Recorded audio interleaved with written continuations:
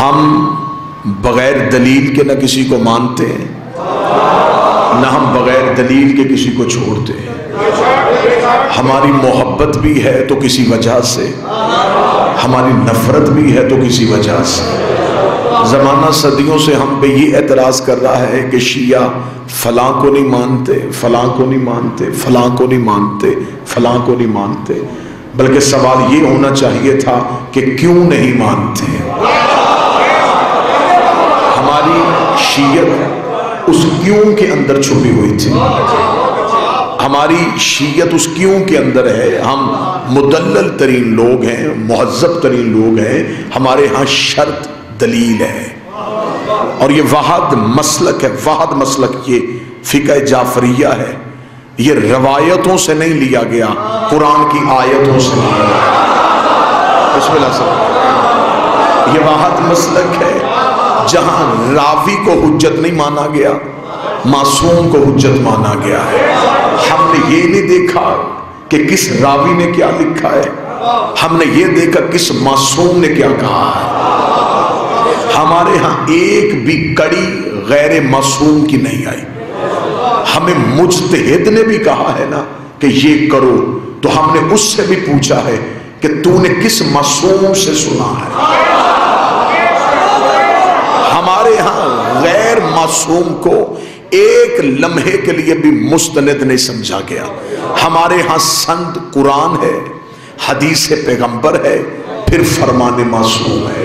یہ مذہب اسی روش پہ چلتا آ رہا ہے اور ہم آج تک قائم ہیں، اور اتنے اہل علم لوگوں کے درمیان کھڑا ہو کے برسر منبر اپنی خطیبانہ ذمہ داری کو سمجھتے ہوئے قرآن کے سامنے برملا یہ اعلان کر رہا ہوں کہ واحد اسلام کے فرقوں میں سے ایک مکتب جعفریہ ہے جو اپنے مذہب کی ہر چیز قرآن سے ثابت کر سکتا ہے۔ یہ محض صرف اعلان نہیں کہ کوئی بندہ سمجھے کہ شاید میں نے خطابت میں اعلان کیا۔ مجھے یہ بھی پتا ہے کہ 2018 ہے، مجھے یہ بھی پتا ہے کہ ویڈیو کیمرہ اس مجلس کو کہاں تک پہنچائے گا، مجھے یہ بھی پتا ہے کہ لفظوں کی حساسیت کیا ہوتی ہے۔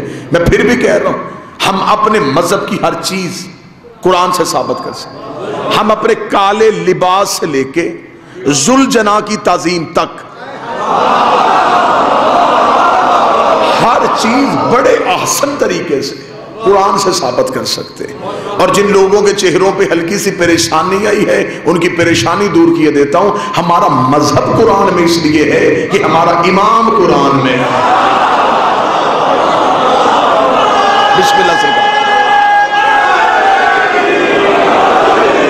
مذہب ہمارا قرآن میں اس لیے ہے، ہمارا امام قرآن میں ہے، اور مذہب ہمیشہ پہچانا ہی امام کی وجہ سے جاتا ہے۔ مذہب میں امام کی بڑی اہمیت ہے۔ جن کے ہاں امام کی اہمیت کم تھی انہوں نے نعرہ بلند کر دیا کہ اعمال اچھے ہونے چاہیے، اعمال ٹھیک ہونے چاہیے، قیامت والے دن فیصلہ اعمال پہ ہونا ہے۔ میں باوضو منبر پہ ہوں، مجھے 14 کی صداقت کی قسم، قیامت والے دن فیصلہ اعمال پہ نہیں امام پہ ہونا ہے۔ بسم اللہ سرکار، فیصلہ اعمال سے پہلے امام پہ ہونا۔ اگر امام اچھا ہوا تو قرآن کہتا ہے گناہگار بھی پار جا سکتا ہے، لیکن اگر امام ہی اچھا نہ ہوا پھر نہ تہجد کا کوئی فائدہ ہے، پھر نہ نماز کا کوئی فائدہ ہے۔ اعمال تلنے ہیں امام کی وجہ سے، اعمال دیکھے جانے ہیں امام کی وجہ سے۔ جن بندوں کے ہاں امام اچھا نہیں تھا انہوں نے اعمال پہ زور دے دیا، جن کا امام اچھا تھا انہوں نے اعمال کو چھوڑ دیا، جبکہ خدا نے قرآن میں کہا ہے کہ اعمال کی وجہ سے نہیں امام کی وجہ سے بخشش کا فیصلہ ہونا ہے۔ کوفے کے منبر پہ امیر ممکنات بیٹھے تھے، ایک سائل نے آ کے ہاتھ جوڑے، اس نے کہا یا علی یہاں ہم آپ کو بلاتے ہیں، آپ ہماری مدد کر دیتے ہیں، لیکن یا علی اگر میدان محشر میں ہماری نیکیاں کم ہو گئی، ہمارے گناہ زیادہ ہو گئے، وہاں ہم آپ کو مدد کے لیے بلائیں تو کیا یا علی اب وہاں بھی ہماری مدد کریں گے؟ مولا علی نے جملہ کہا مومن کے سینے میں ٹھنڈک کے لیے. علی مسکرا کے فرماتے ہیں جہاں اعمال تلنے ہیں وہاں میں علی تمہارا انتظار کروں گا، جہاں اعمال تولے جائیں گے وہاں میں علی تمہارا انتظار کروں گا. اس نے کہا یا علی اگر ہم وہاں تک پہنچ گئے تو یا علی کوئی نشانی بتائیے، آپ کے سر پہ تاج ہوگا، کوئی نورانی تخت ہوگا، کوئی نوری محل ہوگا، کوئی مقدس حجاب ہوگا، کہاں آپ کو ڈھونڈیں گے؟ علی مسکرا کے فرماتے دائیں بائیں ڈھونڈنے کی ضرورت ہی نہیں، انا صاحب المیزان، ترازو ہی علی کے ہاتھ میں ہوگا، تول ہی علی رہا ہوگا. اس نے کہا اچھا مولا اگر آپ تول رہے ہوں گے پھر اگر نیکیاں کم ہو گئی، آپ تو عادل ہیں، آپ تو عدل کریں گے، اگر ہماری نیکیاں کم ہو گئی تو پھر یا علی تجھے ماننے کا کیا فائدہ ہے؟ علی مسکرا کے فرماتے وہاں تک پہنچانا اگر تمہاری نیکیوں کا پلڑا ہلکا ہوا تو ہم فرشتوں سے کہیں گے ایک پلڑے میں اس کے گناہ رکھ دو، دوسرے میں ہماری ولا رکھ دو. ایک میں گناہ رکھے جائیں گے، دوسرے میں ہماری ولا رکھی جائے گی. پھر ہم دیکھیں گے تمہیں تمہارے گناہ جہنم میں لے کے جاتے ہیں یا ہماری ولایت جنت میں لے کے جاتے ہیں.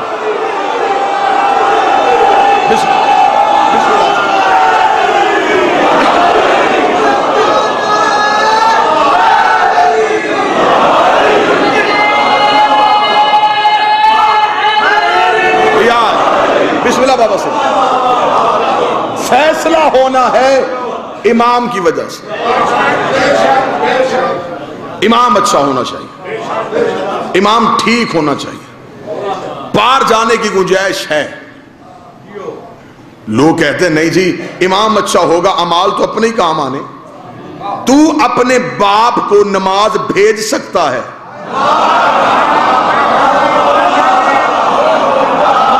اس کا مطلب ہے کہ اعمال ٹرانسفر کیے جا سکتے ہیں. پڑھے کوئی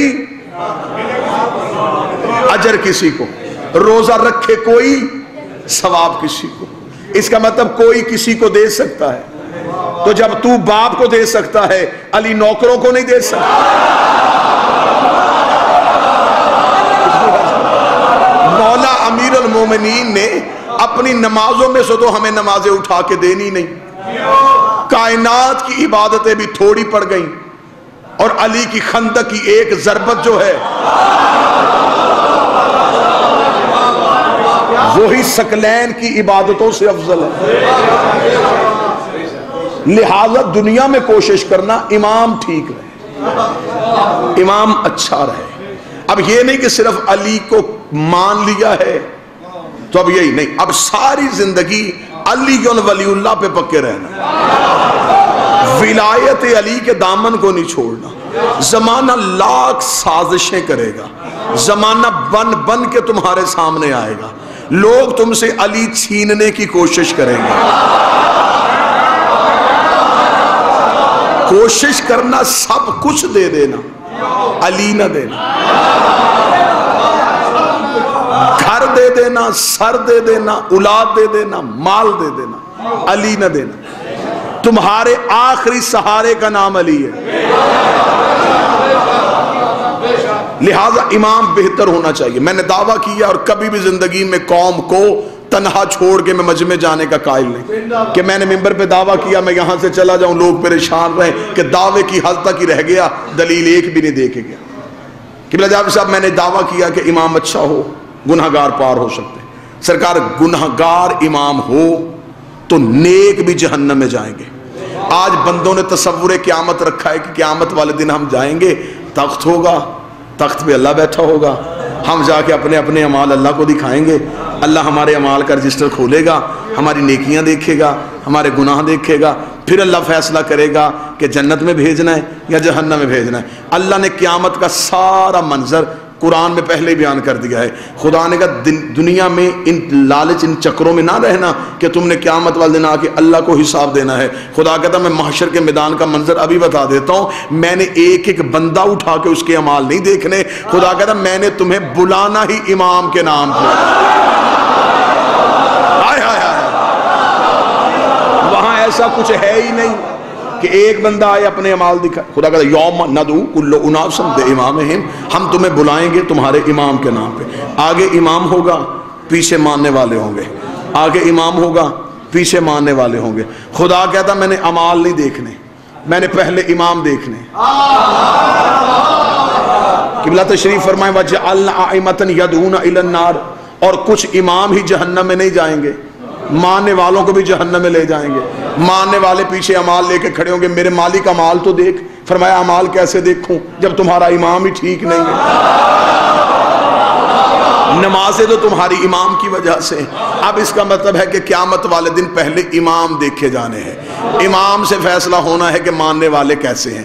جس کا امام جنتی اس کے ماننے والے جنتی، جس کا امام جہنمی اس کے ماننے والے جہنمی. جتنا نوجوان طبقہ بیٹھا اگر میری بات پہ یقین کرے تو میں یہ بات منبر پہ پورے وسوع کے ساتھ کہنے لگا ہوں، امام جنت میں جائے گا تو ماننے والے جنت میں جائیں گے، امام دوزخ میں جائے گا ماننے والے دوزخ میں جائیں گے. ہم مطمئن ہو کے لحد میں سو جاتے ہیں، ہمیں پتہ ہے ہمارا امام صرف جنتی نہیں، مالک جنت.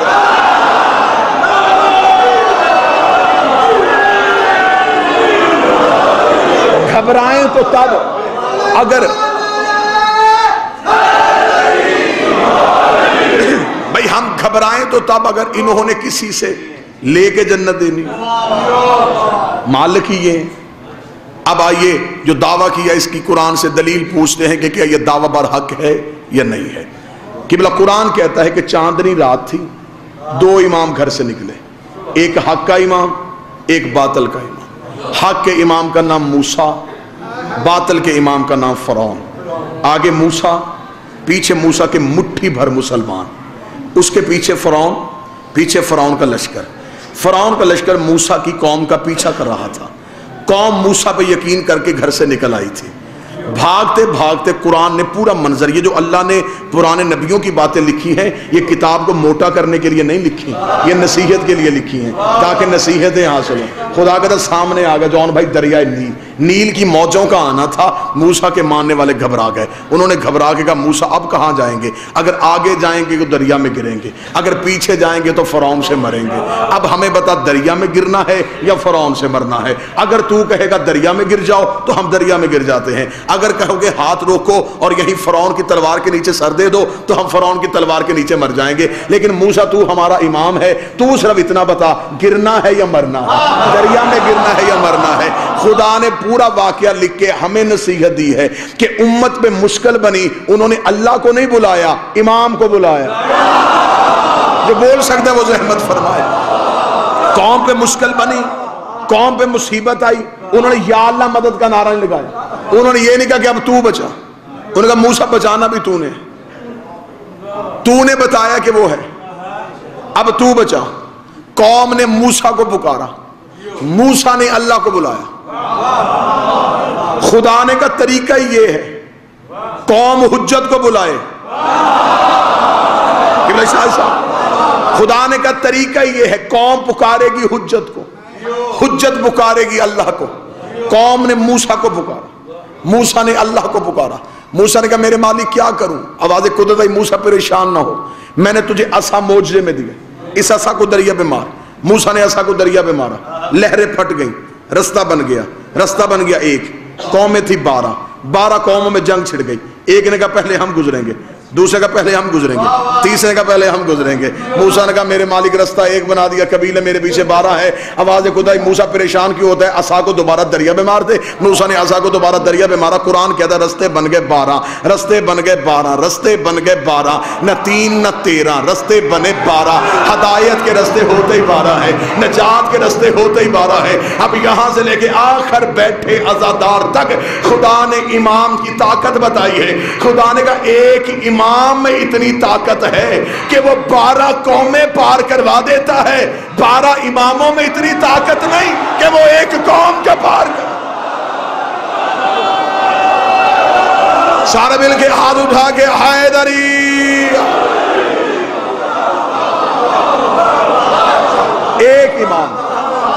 ایک امام 12 قومیں پار لے گیا. تو یہاں 12 ہیں اور 12 کے 12 ہی کریم ہیں. موسیٰ اپنے بچا گیا، دعویٰ پہلا پورا ہو گیا قرآن سے کہ ماننے والا اچھے امام کے پیچھے ہوگا تو پار چلا جائے گا۔ دوسرا دعویٰ وہیں کا وہیں کھڑا ہے کہ اگر امام اچھا نہ ہو تو پھر ماننے والوں کا انجام کیا ہوتا ہے، خدا نے اسی واقعے میں بتا دیا۔ موسیٰ والے سارے دریا میں اتر گئے۔ جب موسیٰ والے دریا میں اترے تو وہ اب مطمئن تھے کہ ہمارے امام نے ہمارے لیے رستہ بنا لیا۔ جب انہوں نے پیچھے مڑ کے دیکھا تو فرعون بھی اسی رستے سے آ رہا تھا۔ اب وہ گھبرا گئے، انہوں نے حضرت موسیٰ سے کہا اگر یہ معجزہ تھا تو صرف ہمارے لیے ہوتا، فرعون کیوں آیا؟ موسیٰ نے پھر آسمان کی طرف نگاہ کی، میرے اللہ یہ فرعون اس رستے سے کیوں آ رہا ہے؟ اب جو خدا نے آواز دی وہ آواز سنیے، خدا نے کہا موسیٰ میں نے صرف فرعون نہیں مارنا،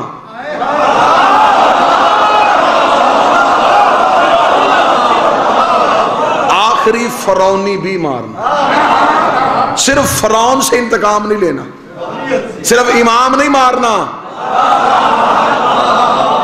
آخری ماننے والا بھی مارنا۔ تو اپنے نکال ذرا، تو اپنے لے کے نکل ذرا۔ قرآن سامنے پڑھا، ابھی کھول دیتا ہوں ممبر پہ۔ موسیٰ کا آخری دریا سے قدم نکال رہا تھا، فرعون کا آخری دریا پہ قدم رکھ رہا تھا۔ موسیٰ والے سارے گزر گئے تھے، فرعون والے سارے دریا کے اندر آ گئے تھے۔ خدا کہتا اس دن میں نے ملک الموت کو یہ نہیں کہا تھا کہ اسے مارنا ہے، اسے بچانا ہے، اسے مارنا ہے، اسے بچانا ہے۔ خدا نے کہا میں نے ملک الموت کو لسٹ دی نہیں۔ خدا کہتا اس دن میں نے نیل کی لہروں پہ وحی کر دی تھی کہ موسیٰ والوں کو چھیڑنا نہیں ہے، فرعون والوں کو چھوڑنا نہیں ہے، موسیٰ کا کوئی بندہ مارنا نہیں ہے، فرعون کا کوئی بندہ چھوڑنا نہیں ہے۔ اگر جہنم والوں پانی پہ وحی ہو سکتی ہے تو کیا جہنم کی آگ پہ نہیں ہوگی؟ اللہ دوزخ کی آگ کو کہے گا علی والوں کو چھیڑنا نہیں، علی ولی اللہ کے دشمن کو چھوڑنا۔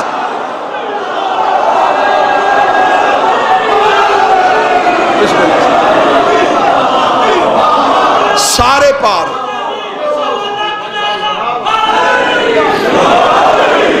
سارے پار گئے۔ کیوں پار گئے؟ توجہ پوری صحابہ، سارے پار گئے۔ کیوں پار گئے؟ اس لیے پار گئے امام اچھا تھا۔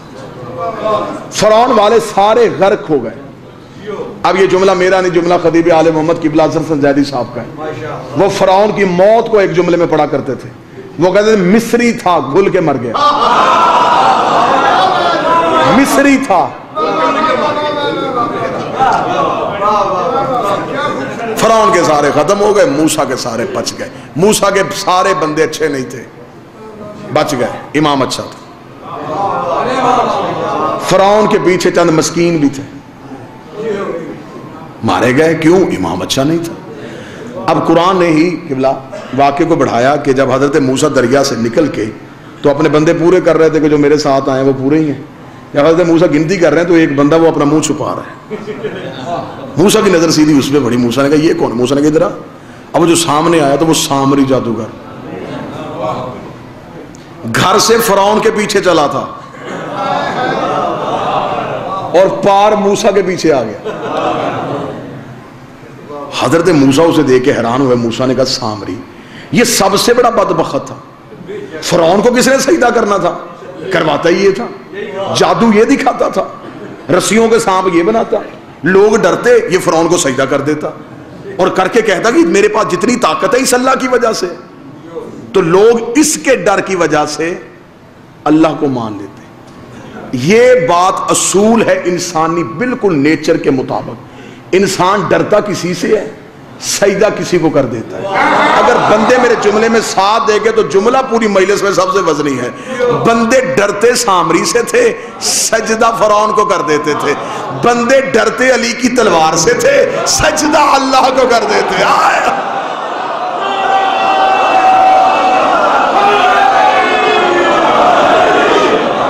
ڈرنا علی کی تلوار سے، سجدہ بسم اللہ سے، سجدہ اللہ۔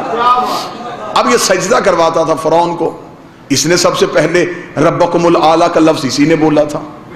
جب سارے بندے پورے تو حضرت موسیٰ نے دیکھا سامری، حضرت موسیٰ نے کہا سامری سے کہ تو کیسے آ گیا، جبکہ نہ تو نے میرا کلمہ پڑھا نہ تو نے میرے اللہ کو سجدہ کیا، تو بچ کے پار کیسے آیا؟ جملہ صرف ایک ہے، 4 یا 5 اس جملے میں لفظ ہیں، لیکن ایک گھنٹے کی تقریر کا نچوڑ ان 4 یا 5 لفظوں میں. وہ جس طرح وہ ذاکر کہتے ہیں نا ٹیپ کا بند. اب یہ وہ ہے جس کو وہ جو منظوری والا نہیں ہوتا, مور والا جملہ, وہ مور والا جملہ میں پڑھنے لگا ہوں. حضرت موسیٰ نے کہا سامری تو پار کیسے آ گیا؟ سامری نے ہاتھ باندھ کہا موسیٰ میں نے آخری وقت میں امام بدل لیا تھا.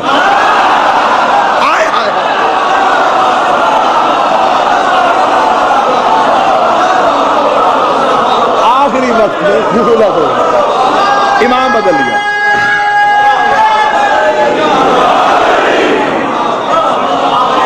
چلا میں فرعون کے پیچھے ہی تھا.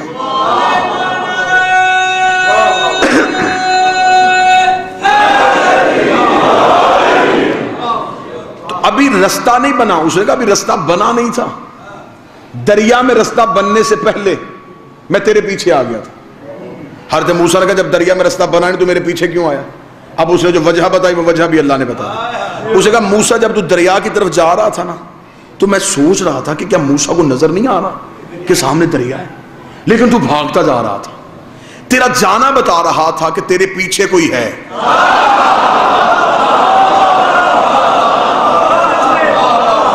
اس نے کہا فرعون بار بار اپنی سواری کو روک رہا تھا کہ دریا آ رہا ہے.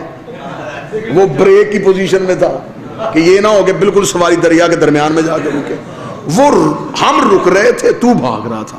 تیرا بھاگنا بتا رہا تھا کہ تیرے ساتھ کوئی ہے. تو اسے کہا میں نے فوراً فرعون کو چھوڑا, میں تیرے پیچھے آ گیا, کیونکہ امام ہوتا ہی وہ ہے جسے خوف نہ ہو.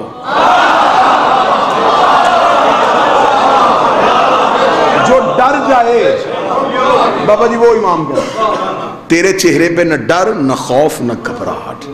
میں نے کہا امام ایسا ہی ہونا چاہیے. میں تیرے پیچھے آ گیا اس لیے کہ تو امام ٹھیک تھا. اب نتیجہ کیا نکلا؟ سامری جیسا بچا کس وجہ سے؟ امام اچھا, امام ٹھیک. آخری وقت میں فیصلہ کیا. جب سے یہ آیت میں نے پڑھی ہے تب سے تو مجھے پتا چلا ہے کہ حر کا مقدر کیسے پلٹا تھا. امام تبدیل کرنے کی آخری وقت میں بھی امام تبدیل کر لینا چاہیے. لیکن امام تبدیل کرنے کے لیے بھی ایک معین مدت ہے. اگر حضرت موسیٰ دریا میں رستہ بناتے پھر سامری پیچھے آتا, پھسنے میں مر جانا تھا. کیونکہ معجزہ دے کے مانا تو کیا مانا. اس لیے تو ہم نگر نگر گلی گلی لوگ ہمیں کیا سے کیا کہتے چلے جا رہے ہیں. اتنی مجلسیں نہیں ہوتی جتنے پرچے ہوتے جا رہے ہیں. لیکن باخدا مولا کی عزت کی قسم ہماری دشمنی ہے, ہم نگر نگر لوگوں کو جا کے کہہ رہے ہیں اب بھی علی ولی اللہ پڑھ لو, اب بھی علی ولی اللہ پڑھ لو. جب وہ آ گیا پھر کوئی فائدہ نہیں. پھر کوئی فائدہ, پھر تلوار نکلے, پھر ذوالفقار جب نکلی ہوگی پھر تو لاکھ اقرار کرے گا, پھر تو اس سے نہیں بچے گا. وہ بڑا خوبصورت ایک شعر ہے, عقیل گر ہے تو 2 بڑی بلا سے بچے. اگر صاحب عقل ہے, عقیل گر ہے تو 2 بڑی بلا سے بچے. علی کی تیغ سے زہرا کی بددعا سے بچے.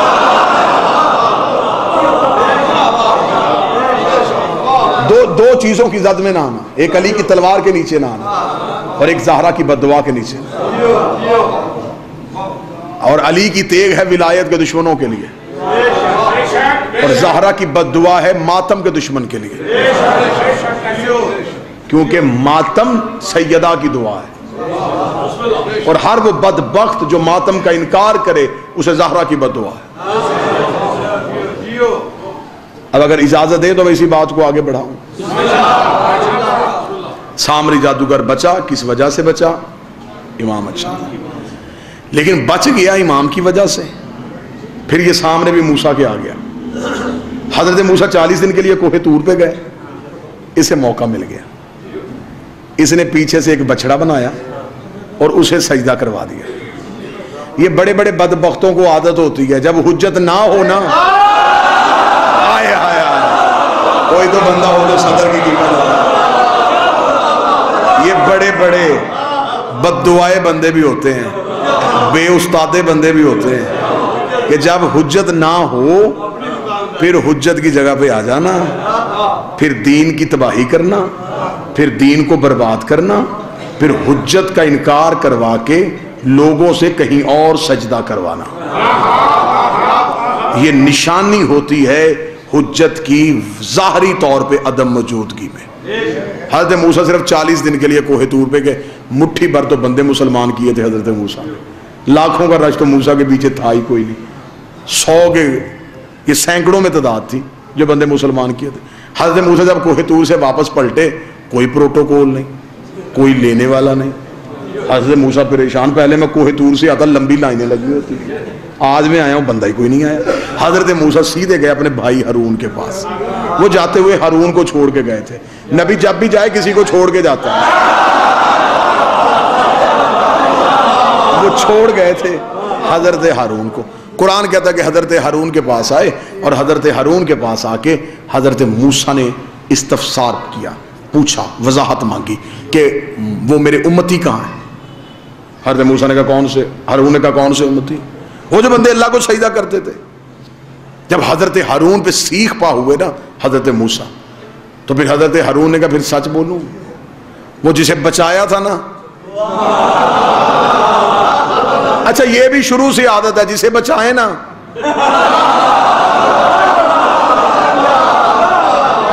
مقابلے میں بھی وہی آتا ہے. اس لیے تو مولا نے فرمایا جس پہ احسان کرو اس پہ شر سے بچو. یہ پکا اصول ہے, جس پہ احسان کرو گے کل وہی مقابلے پہ آئے گا. وہ تیری کریمی کو کمزوری سمجھ لے گا, وہ تیرے شفقت کو تیری مجبوری سمجھ لے گا. لہٰذا کرم موسیٰ نے کیا تھا, حضرت ہارون نے کہا وہ اس نے بچڑا بنا لیا ہے اور اسے سجدہ کروا رہا ہے. موسیٰ نے کہا بچڑے کو سجدہ کیسے؟ انہوں نے کہا وہ اس لیے کہ وہ بولتا ہے. اس بدبخت نے امتیوں سے کہا نہ وہ ہم سے بولتا ہے نہ وہ نظر آتا ہے, یہ نظر بھی آ رہا ہے, بہتر یہ ہے کہ اسے سجدہ کرو.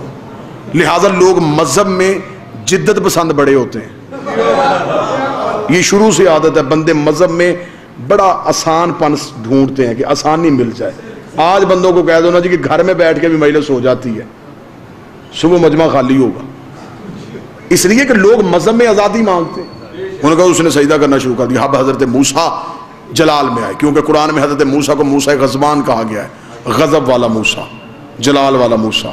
یہی فرق ہے نبوت اور امامت میں. جب موسیٰ نبیوں میں آئے تو غصے والا موسیٰ, اماموں میں آئے کاظم, غصے کو پی جانے والا موسیٰ. حضرت موسیٰ سامری جادوگر کے گھر گئے. اب یہ بات بڑی سننے والی ہے, پوری تقریر کا نچوڑ اس جملے پہ ہے, یہیں پہ گفتگو تمام ہے. حضرت موسیٰ جب گئے تو سامری جادوگر کو گھر سے باہر نکالا. حضرت موسیٰ نے کہا مارنا بھی میں نے تجھے ہے, قتل بھی میں نے تجھے کرنا ہے, بربادی تو نے بڑی کی ہے, نقصان تو نے بڑا کیا ہے.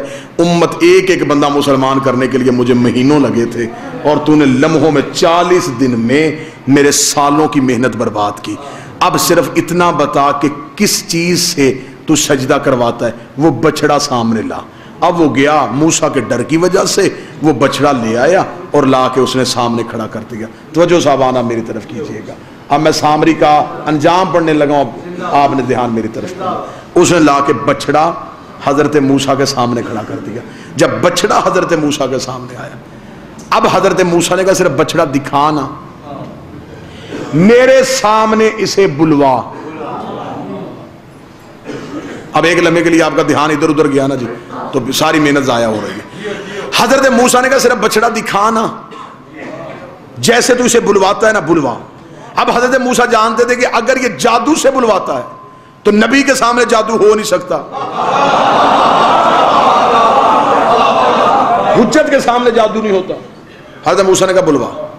اب وہ مسکرا رہا ہے. موسیٰ نے کہا بلوا. اس نے حضرت موسیٰ سے کہا, اس نے کہا موسیٰ اس نے بول پڑنا ہے, تو جو سمجھ رہا ہے نا کہ اس نے بولنا نہیں, اس نے بولنا ہے. موسیٰ نے کہا بلوا. قرآن کہتا ہے اس نے اشارہ کیا, بچڑا بول پڑا. بچڑا بولا. آپ سے کہیں زیادہ حیران حضرت موسیٰ ہوئے. آپ کو تو میں نے بتایا ہے نا کہ بچڑا بولا, تو ان کے تو سامنے بولا. حضرت موسیٰ قرآن کہتے ہیں کہ انگشت بدندہ ہوئے، حیرت کی انگلی کو دانتوں میں دبایا، دبا کے حضرت موسیٰ نے جملہ کہا وہ قرآن میں ہے۔ حضرت موسیٰ نے کہا فما خاطبکم یا سامری، سامری مجھے صرف اتنا بتا یہ بولا کیسے، کیسے بول پڑا یہ؟ اب یہ تیرے کہنے پہ کیسے بولا؟ نہ تو نبی، نہ تو مرسل، نہ تو پیغمبر، نہ تو فرشتہ۔ سامری نے کہا جان کی امان پاؤں تو پھر بتاؤں یہ کیوں بولا؟ موسیٰ نے کہا بتا یہ کیسے بولا؟ اس نے کہا موسیٰ تجھے یاد ہے جب تو دریا میں رستہ بنا کے جا رہا تھا؟ موسیٰ نے کہا ہاں ہاں ہاں۔ اس نے کہا میں تیرے پیچھے جا رہا تھا؟ موسیٰ نے کہا بالکل آ رہا تھا۔ اس نے کہا میرے ذہن میں آیا کیونکہ میں جادوگر تھا کہ موسیٰ اگر یہ دریا میں رستہ کیسے بنا، تو میں نے تیرے آگے ہو کے دیکھا تو تیرے آگے بھی گھوڑے پہ ایک جوان جا رہا تھا۔ یہ ہے نتیجہ، یہ ہاتھ اٹھا ہوا جائے، تیرے آگے بھی گھوڑے پہ ایک جوان جا رہا تھا۔ موسیٰ تو رستہ نہیں بنا رہا تھا، رستہ وہ بنا رہا تھا، تو اس کے پیچھے جا رہا تھا۔ وہ گھوڑے کے سوار کے چہرے پہ نقاب تھا، میں اسے تو نہیں دیکھ سکا، لیکن یہ دیکھا وہ گھوڑا جہاں سے اپنے سم اٹھاتا تھا بنجر زمین سے سبزہ نکل رہا تھا، زمین سے نور نکل رہا تھا۔ اس نے کہا میں رات کی تاریکی کا فائدہ اٹھاتے اس گھوڑے کے قریب گیا، اس نے سم اٹھایا فَقَذَبَتْ إِلَيْهِ، میں نے اس کے سم کے نیچے سے جو مٹی پڑی تھی وہ مٹی اٹھا کے اپنی جیب میں چھپا لی۔ یہ وہی مٹی ہے، یہ وہی مٹی ہے جو میں نے اس بچڑے میں ڈالی، اور بچڑے نے بولنا شروع کر دیا۔ اب جب ہم نے علماء کرام سے پوچھا ہمیں بتاؤ یہ موسیٰ کے آگے کون جا رہا تھا، تو اہل تشیع نے کہا یہ وہی تھا جو نبیوں کا حاجت روا ہے، جو نبیوں کا مشکل کشا ہے۔ اہل سنت نے کہا نہیں نہیں، یہ حضرت علی نہیں تھے، یہ تو جناب جبریل تھے جو اللہ کے حکم سے موسیٰ کو رستہ دکھا رہے تھے۔ چل میں سنی بھائیوں کی مان لیتا ہوں، یہ حضرت جبریل تھے۔ سر پہ قرآن رکھ کے بتا جبریل ہے کون؟ علی کا شاگرد، حسنین کا درسی، بطول کا نوکر، جس کے نوکر کے گھوڑے کے سم میں اتنی طاقت ہے، اس کے بیٹے کے ذوالجناح میں کتنی